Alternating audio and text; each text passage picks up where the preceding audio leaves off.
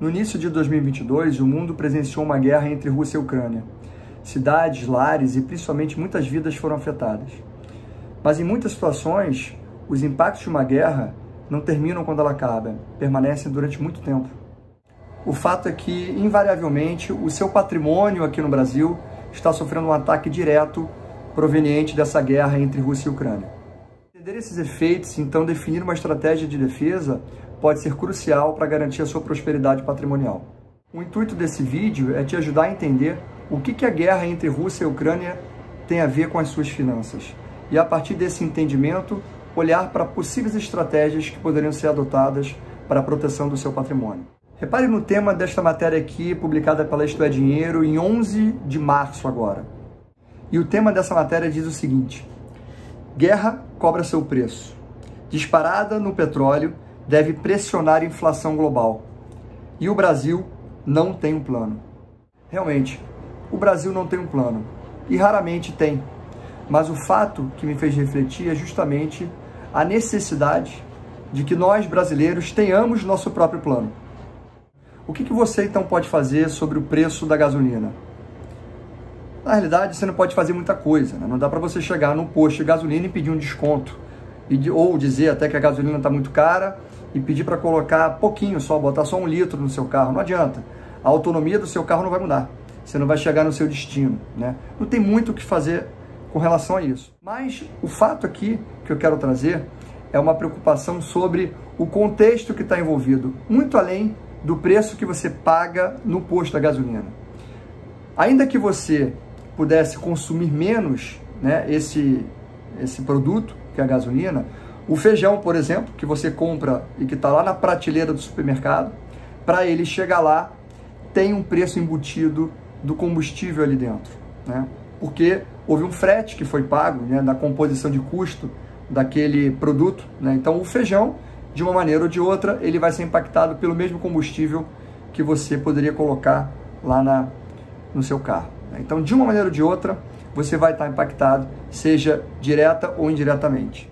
Em termos macroeconômicos, note que a diminuição dessa dependência do petróleo na matriz energética mundial já é uma coisa que vem acontecendo, né? Já é uma tendência global, lógico, por um aspecto talvez mais de sustentabilidade, mas agora ficou muito evidente um aspecto de necessidade, principalmente concentrado em alguns países, algo que a gente está vendo aqui muito lá na Europa, né?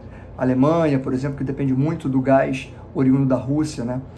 Então, esses são exemplos que mostram que essa dependência, ela realmente precisa diminuir e de uma forma mais acelerada. Mas não é algo que acontece, né, de um dia para o outro, né? É uma mudança estrutural complexa.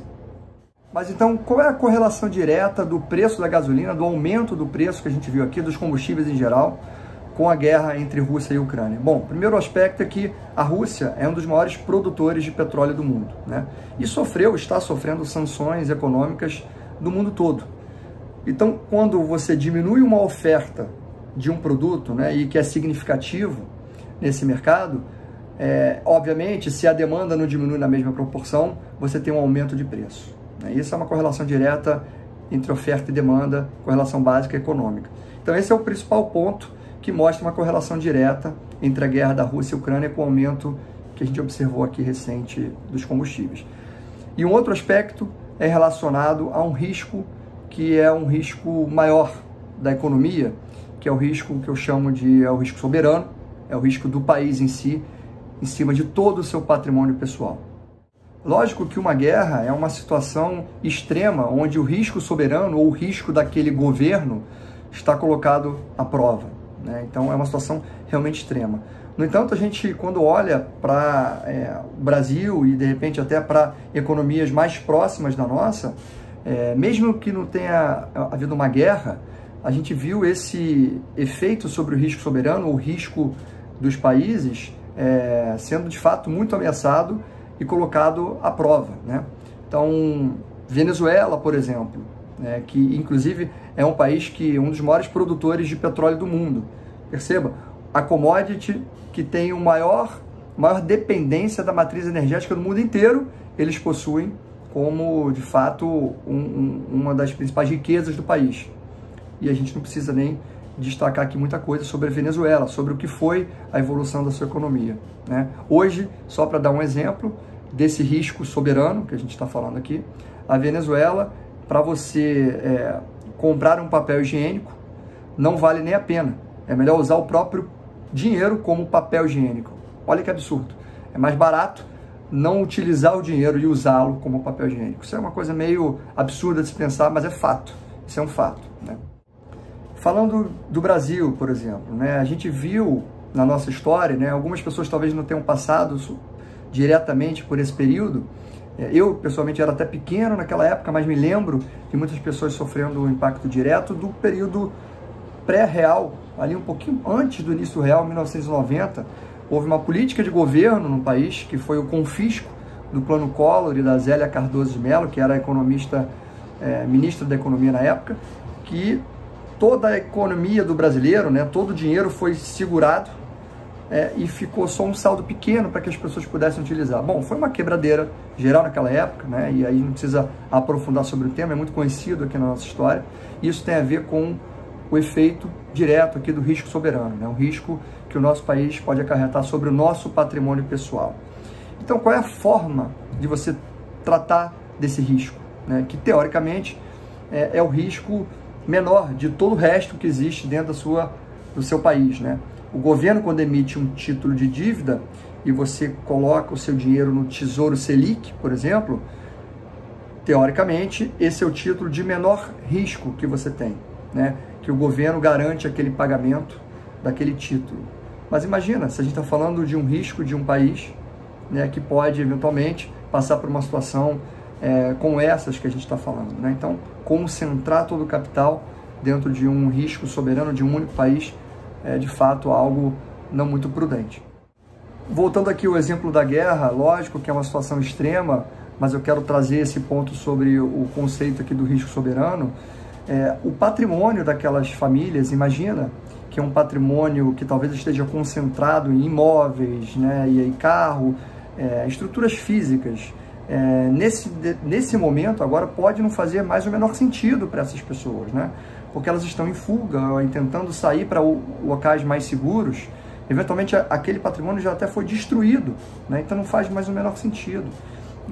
E uma parte desse patrimônio, ter uma liquidez sobre uma parte desse patrimônio, ou seja, o dinheiro disponível, né, ou em instrumentos financeiros, é muito importante. Mas não só naquele país, né? Também não adianta uma parte daquele patrimônio, ainda que não imobilizado, né, ainda que não em imóveis ou instrumentos físicos, mas que ainda assim no banco do próprio país, isso, apesar de estar mais líquido, pode não ser acessível, como é o caso agora, né? Várias instituições você não consegue acessar, não consegue transacionar aquele dinheiro com nada, né? Foi fechado também, inclusive, essas transações globais financeiras dos bancos, né, da Rússia, por exemplo, com outros bancos mundiais. Então, uma família que não tem, né, uma família russa ou ucraniana, que não possui uma parte do seu patrimônio alocado em outras jurisdições, né, ou seja, em outros países, em outras moedas, realmente está muito vulnerável devido a esse atropelo que houve sobre o risco soberano, né, o risco dos seus países. Bom, então a conclusão desse vídeo são duas conclusões principais. A primeira é algo que a gente já fala muito, né, independente de guerra, independente do momento que a gente está passando hoje, que é uma diversificação de parte do seu patrimônio em moeda forte, né, em moeda forte para preservação do seu poder de compra. O exemplo que eu trouxe aqui da gasolina, do feijão, por exemplo, que gera um impacto inflacionário, né? Quando você está em uma moeda forte, você protege esse seu poder de compra no longo prazo. Isso é importante para nós, brasileiros, é importante para o russo, é importante para o ucraniano, países que que operam sobre moedas fracas, né? Moedas de países emergentes. O outro aspecto, que é o aspecto que eu enfatizei sobre o risco soberano. Então, para você sair desse risco soberano, diminuir esse risco que o seu país pode gerar, importante é essa diversificação do seu patrimônio em outras jurisdições, em outros países. Então, por exemplo, o Brasil não faz sentido, né, todo o patrimônio da família estar concentrado no Brasil. É importante diversificar isso em outros países do mundo para que você proteja desse risco soberano.